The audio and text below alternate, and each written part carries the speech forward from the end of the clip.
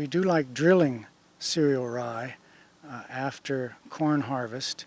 It's the most reliable way to get it established. But we have tried aerial seeding, and then that's all about timing it with the adequate amount of rainfall you need when you broadcast seeds on top of the soil. So very reliable drilling, and we're using about 60 pounds of seed per acre, and if we terminate right before we plant soybean, we can get quite a bit of biomass. And a couple of years though, it was too wet to kill the cereal rye when we wanted to, and it got quite big. We actually had more than 2.5 tons per acre of above ground biomass, and that's more than you need. Now that does a fantastic job at lowering tile nitrate, but it was too much biomass to plant into, and I think we got a little bit of a soybean yield hit. So I guess that gives us a range that we can constrain. We say that we need at least 0.5 ton of above ground biomass per acre to have a significant reduction in tile nitrate, and 2.5 is probably too much. So somewhere between 0.5 and 2.5 tons is certainly going to help reduce tile nitrate. And there's other benefits, of course, with cover crops, such as reduced soil erosion and greater water infiltration. So, and there's a side benefit to cereal rye. It controls some weeds, especially small seeded weeds that have become Roundup resistant, like mare's tail and water hemp, yes. Yeah. As far as you know, are farmers starting to adapt things like this? Because you and I have been talking about this for 7, 8 years or more. Yeah. Are farmers really starting to adapt these agronomic changes?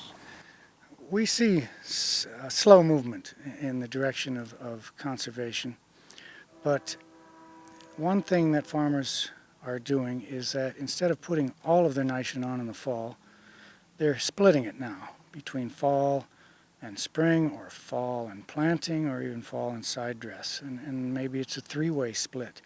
And anytime we split our nitrogen, it's a chance at spoon feeding, and there's less nitrate out in the soil that can leach to tiles. So especially reducing the fall end from 100% to 50% helps reduce tile nitrate loss. And then as far as cover crop adoption, it's coming along. It just depends on where you're at. If you have highly erodible soil or animals, it's a much easier fit or easier transition to cover crops. But when you're in the flat black soil, like here in central Illinois, where you don't really think you need a cover crop, it's a harder sell. But our research is proof of concept, and we now have a roadmap to what it takes to get to a 45% reduction, and we feel that at least we have this proof of concept.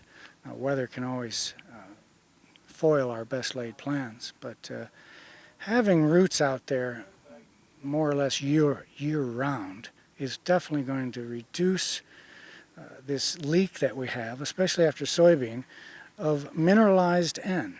Mineralized N ends up being nitrate as well. So this is nitrate that's breaking down from soil organic matter to inorganic N.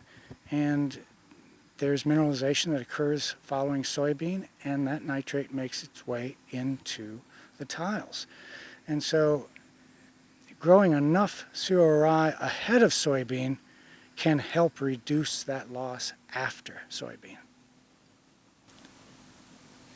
And no hurt on corn. And no hurt on corn that way.